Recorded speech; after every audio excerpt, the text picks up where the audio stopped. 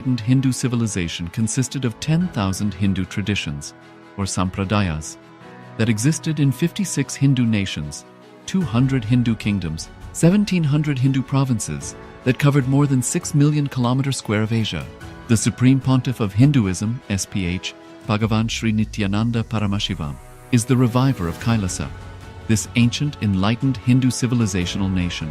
KAILASA is an unbroken cultural, religious, historical, civilizational, and sovereign continuation and revival of multiple of these historical Hindu sovereign states and Hindu ecclesiastical entities.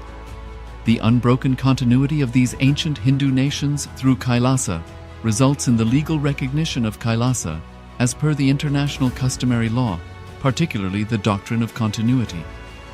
The international law, the doctrine of continuity, implies that upheavals and revolutions within a country, changes in government, territorial adjustments, measures taken during military occupation, or other internal transformations do not negate the existence of the country, do not affect the legal personality and international obligations of the country or state. The Vienna Convention on Succession of States in respect of treaties, 1978, addresses these principles of the doctrine of continuity as it outlines international law during situation of state succession or continuation. International law recognizes a state's legal personality by recognizing its identity. This perspective extends even during the period when the given state or country is annexed or occupied by a foreign power. Even in such cases, the legal personality of the state is considered to persist, enabling its subsequent re-establishment. Historical examples dating back to the 18th century include cases like Portugal and Genoa that were re-established after the Vienna Congress of 1815. More recent examples include countries such as Poland, Ethiopia, Czechoslovakia, Albania, and Austria that were re-established after World War II. Even when a nation is deprived of its territory, the nation continues to exist. Its sovereignty and international legal personality continues to persist. The Dalai Lama, as the spiritual and temporal leader of Tibet, exemplifies this principle. In 1959, the Dalai Lama was exiled and forced to flee. Despite the challenges faced, the Dalai Lama continues to advocate for the preservation of Tibetan culture and garners worldwide support for Tibetan autonomy on the global stage. Similarly, from 1309 to 1376, the Pope of Catholicism had been in exile in Avignon. Despite this, he was recognized as the head of state as well as head of the church and given full privileges of the position after their return to Rome. Even in 1861, much of the papal territories had been lost, leaving the Pope with no sovereign territory other than the papal residence and related buildings. Yet his temporal powers were still acknowledged.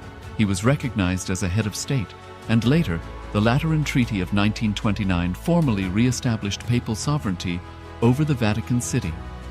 The Sovereign Order of Malta further exemplifies this principle, retaining international recognition as a sovereign entity despite the permanent loss of their territory upon Napoleon's invasion in June 1798. Despite such permanent loss of territory, the sovereignty and the international legal personality of the Sovereign Order of Malta continue to persist. Much later in 1894, the order settled in Rome and acquired two properties, the Magistral Palace and the Magistral Villa that received extraterritorial status.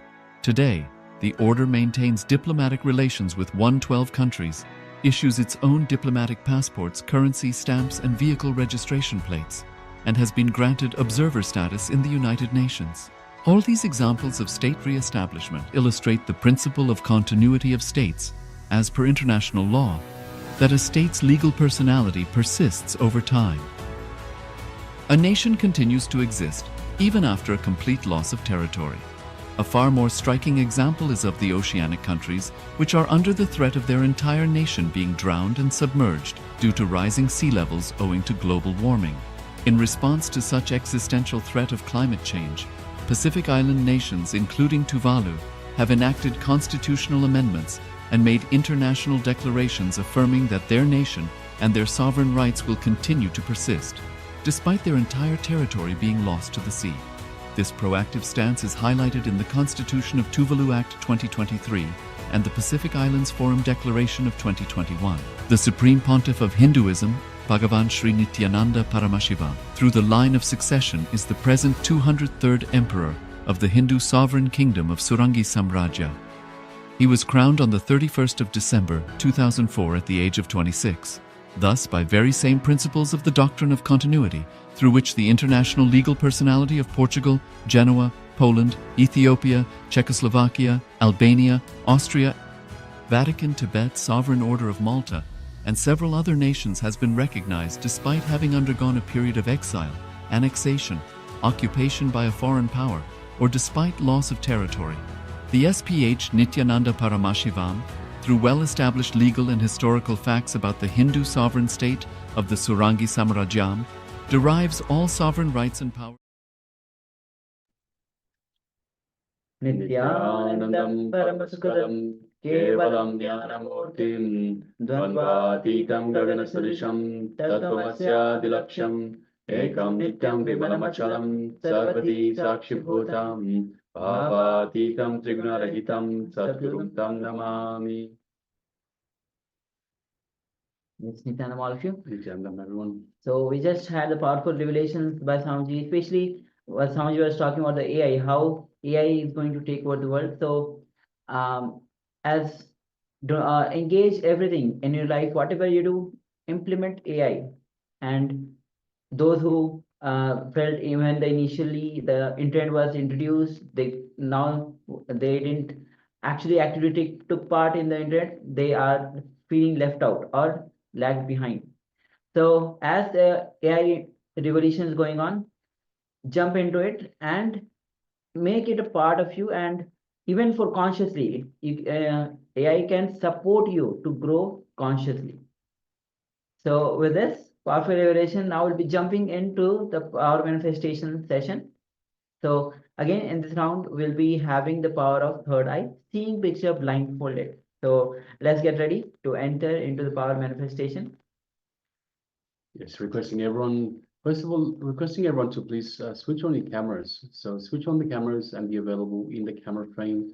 So we have Ma Hean Chi, Weng Chi, Tsin Aya, Ma Suganyana, Ma Nyana Swarupini, Ma Paramashiva, Ma Chen Xiao Fang, Ma Parabrahma Swarupini, Ma Ko Xiao Lang, Wei Chung Yip, and Maha Guru, what is it? Mahaguru Priyananda, and also Ma Zhang Zi Ho. Requesting everyone please switch on your cameras and be available in the camera frame for the round of power manifestation. And this is the most important power manifestation of the day, right after the darshan, the energy darshan from the Supreme Pontiff of Hinduism, infusing us with superconscious energy, lifting us to a higher dimension, a higher vibration. So it is important that we brought this higher vibration into our body, into our muscle memory by doing the power manifestation. So let us get ready for the power manifestation, power of third eye vision, seeing images blindfolded, requesting everyone to gather their eye bands. So you will need your eye bands for this power manifestation. Requesting everyone, Ma Purushananda, please switch on your camera, Ma Nyana Paravibhya, please come on camera, please, Ma. Chakra Rajaswarupini, please come on camera. Nithya Natana Priya, please come on camera.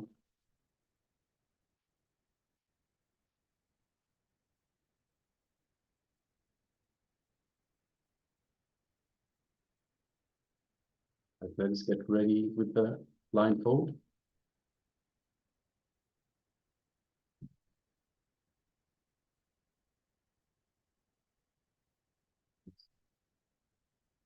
Please cover your eyes. Get ready for the power manifestation.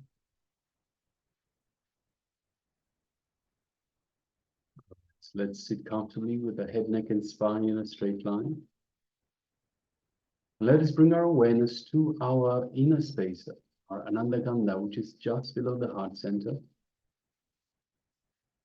And let us remember Swamiji in our Ananda Ganda, our inner space. Remember everything Swamiji is Everything Swamiji represents, everything Swamiji means to us. Let us remember all of that in our inner space. And connect to Swamiji in our Ananda Ganda. The space Swamiji has initiated us into to connect to him, to connect to the divine. For us to have oneness with the divine in our inner space. So let us connect to the divine, connect with Swamiji in your inner space.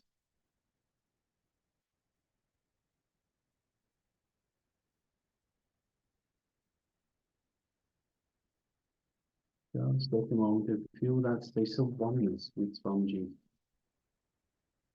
Oneness with the divine in your inner space. Space of restful awareness.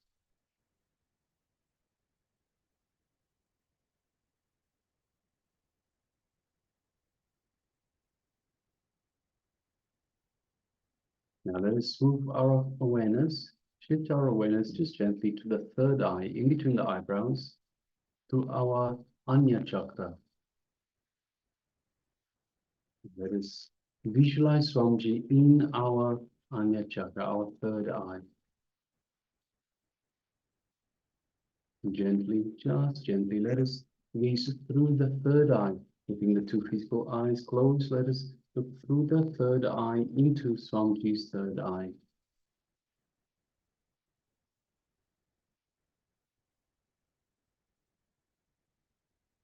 As we do so, we feel an energetic connection to the Master's third eye, from the Master's third eye into our third eye.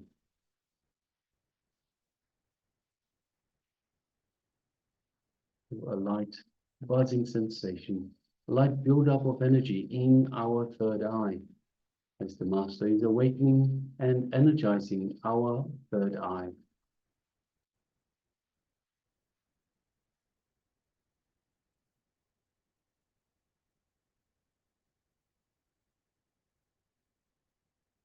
Just take a moment and feel all of that in your third eye, your Anya chakra.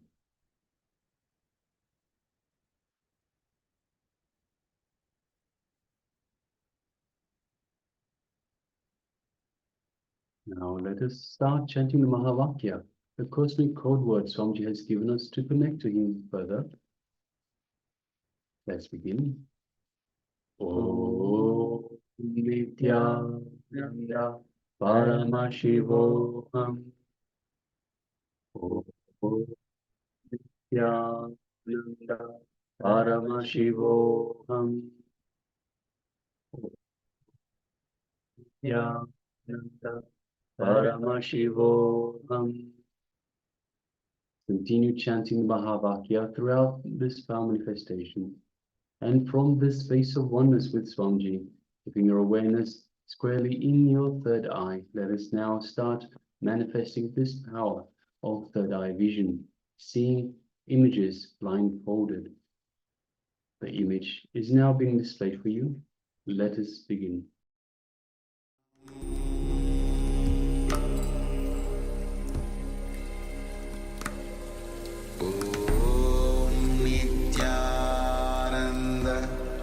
Paramashivoham.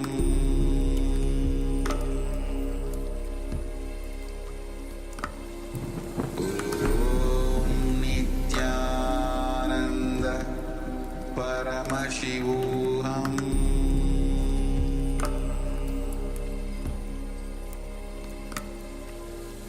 Om Nithyananda Paramashivoham.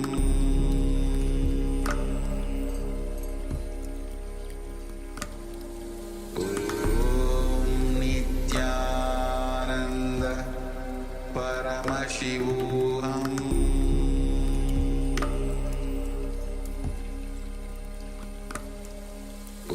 Om Nithyananda Paramashivoham.